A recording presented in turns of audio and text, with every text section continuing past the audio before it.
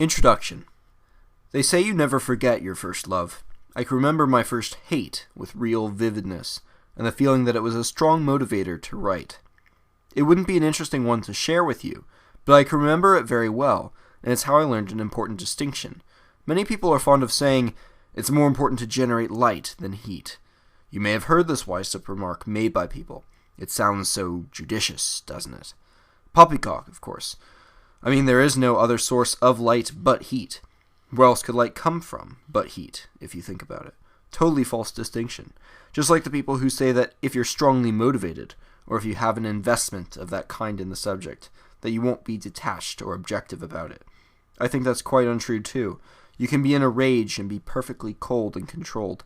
At least you should aim to be.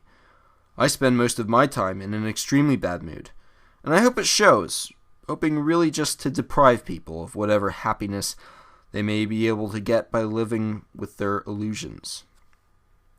Christopher Hitchens, 1997. A few years ago, the premise of this book was as foreign to me as it probably is to most people. The concept didn't occur to me even as the seeds were being planted in my brain, listening to Christopher Hitchens defend hate speech at the University of Toronto. You'll know you are listening to the right one if he begins, "Fire, fire, fire, fire."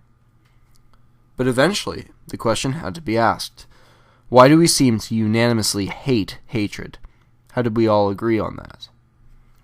The question is not dissimilar from a more specific question. Why do we generally agree that hate speech should be avoided, or even banned? Because of the similarities and crossovers between the former emotion, hatred, and the latter action, hate speech, we can expect there to be some similarities between the justifications for hate speech and the justifications for hatred itself. The question being argued, in Hitchens' case, was whether freedom of speech allows for the freedom to hate.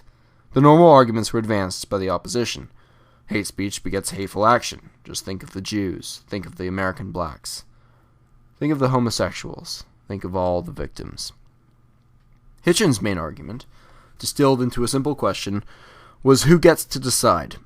Choosing the judge of what counts as hatred has always proven to be an impossible task to complete objectively, and the power of deciding was often abused by misinformed judges, or even hateful people themselves. To add metaphor to analogy, consider the quintessential example of a proper limit to otherwise free speech. The famous Supreme Court Justice Oliver Wendell Holmes Jr. offered the argument that even the most stringent protection of the plaintiff's First Amendment rights would not allow him to falsely shout fire in a crowded theater on the grounds that it would pose a clear and present danger to the surrounding public, and therefore ought to be treated not as speech, but as an action.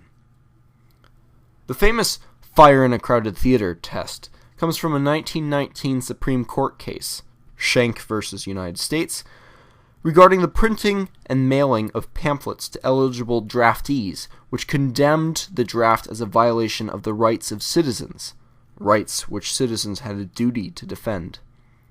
These pamphlets were deemed, by the court, to be a clear and present danger, as they were printed in a time of war and potentially adversely threatened the war effort. There are three important circumstances to remember about this case. First, the argument was never literal, but an analogy, and a poor one at that. Charles Schenck was not in a theater, nor shouting fire, nor causing anything like the clear and present danger we imagine in the theatrical thought experiment. His crime was to have disagreed with America's involvement in World War I, distributing pamphlets to young men urging them to join him in abstaining from the draft. Given that the harms to the United States, or to anybody else, were uncertain, ambiguous, and suspended somewhere beyond the moment or the immediate future, it would be impossible to argue that Schenck's actions constituted either a clear or a present danger, let alone both. If America was harmed by a lack of voluntary soldiers, then surely being in the war constituted an equally valid threat to the soldiers themselves, a threat worthy of discussion. And the distribution of pamphlets is itself hardly a fast or decisive action.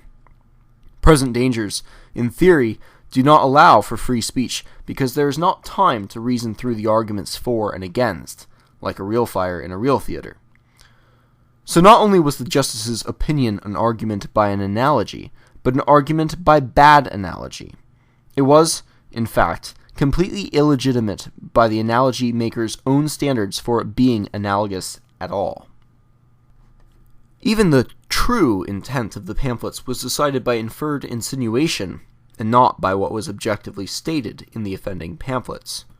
Quote, "It said, 'Do not submit to intimidation, but in form, at least, confined itself to peaceful measures, such as a petition for the repeal of the act.' Of course, the document would not have been sent unless it had been intended to have some effect, and we do not see what effect it could be expected to have upon persons subject to the draft, except to influence them to obstruct the carrying of it out."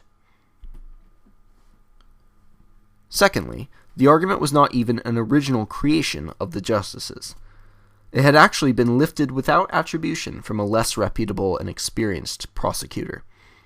If we are reasoning by symbolism, metaphor, and analogy, then we ought to remember that symbolism works in both directions. If your foundational argument is a poorly applied plagiarism, as the argument against free speech in America is, then perhaps your stance deserves some reevaluation. Finally, even Holmes himself was ultimately unconvinced by his own analogy. He argued for a far more liberal interpretation of the First Amendment 8 months later in his dissent from the Abrams case, saying, quote, "I think that we should be eternally vigilant against attempts to check the expression of opinions that we loathe and believe to be fraught with death, unless they so imminently threaten immediate interference with the lawful and pressing purposes of the law that an immediate check is required to save the country." End quote. Despite retaining the clear and present danger precedent, Holmes notably dropped the illustrative metaphor while reversing his opinion on a nearly identical case. If one of the most famous and respected justices in American history can rescind his opinion on the issue, then it may warrant some reconsideration from us lesser mortals too. The omission of this historical detail should not escape our notice. And what if there actually was a fire? As it turns out, World War I was a perfect example of a very literal fire in a very crowded theater, perhaps the closest the analogy ever came to real life. It was also a war which, in hindsight, America could have and probably should have avoided entirely, but which cost us over 116,000 soldiers and wounded another 200,000. Having attempted to awaken America to the danger, Schenck was more similar to a firefighter than to an ill-intending prankster. In accordance with the old saying, he was judiciously punished for his good deed. Looking back, it is easy for us to say that Justice Holmes got the call in Schenck v. United States backwards. But the wrongness of the decision is not as much of a problem as the precedent itself, which served to silence unpatriotic or seditious speech. What appears to be seditious may in fact be an attempt at protecting the nation, just as the person shouting fire might, surprisingly, be alerting the theatergoers to a very real fire. And yet the example lives on in our collective memories. You cannot shout fire in a crowded theater. Is sedition itself really so terrible? Our nation would not exist without some rebellious, freedom-loving, even anarchic instinct. One could say our nation's founding emotion is sedition, that primal feeling of injustice which prompts revolt, an innate sense that we all have rights and freedoms granted to us by nature's God. When you consider the many paths and possibilities, all the forks in the road a nation can take when confronted with creeping assertions by other powers against their liberties, one cannot actually have freedom without some seditious instinct, and a willingness to act upon it when the occasion requires it.